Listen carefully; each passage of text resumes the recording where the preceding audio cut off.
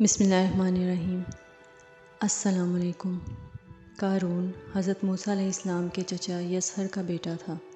بہت ہی خوبصورت آدمی تھا، اسی لیے لوگ اس کے حسن و جمال سے متاثر ہو کر اس کو منور کہا کرتے تھے۔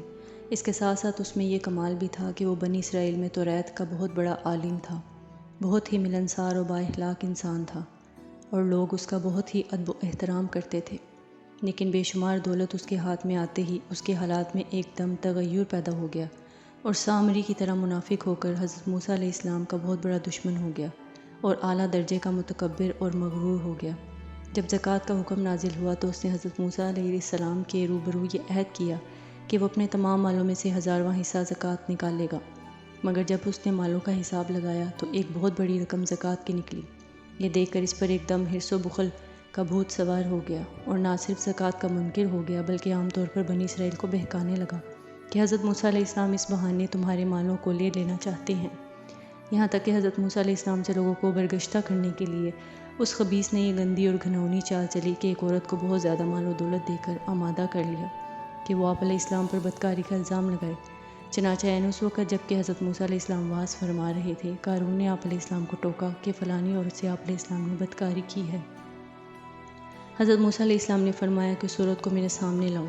چنانچہ وہ عورت بلائی گئی تو حضرت موسیٰ علیہ السلام نے فرمایا کہ اے عورت، اس اللہ کی قسم جس نے بنی اسرائیل کے لیے دریا کو پھاڑ دیا اور عافیت اور سلامتی کے ساتھ دریا کے پار کرا کر فرعون سے نجات دی، سچ سچ کہہ دے کہ واقعہ کیا ہے۔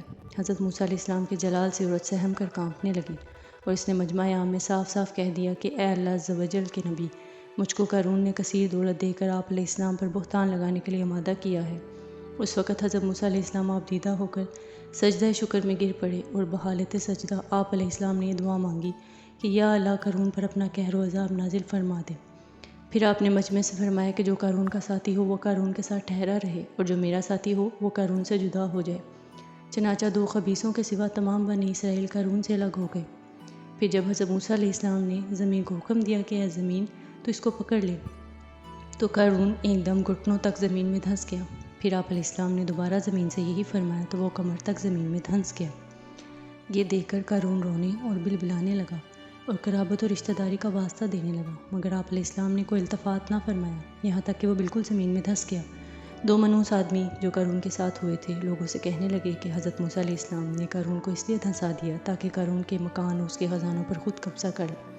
تو آپ علیہ السلام نے اللہ تعالیٰ سے دعا مانگی کہ قارون کا مکان اور خزانہ بھی زمین میں دھنس جائے۔ چنانچہ قارون کا مکان جو سونے کا تھا اور اس کا سارا خزانہ سبھی زمین میں دھنس گیا۔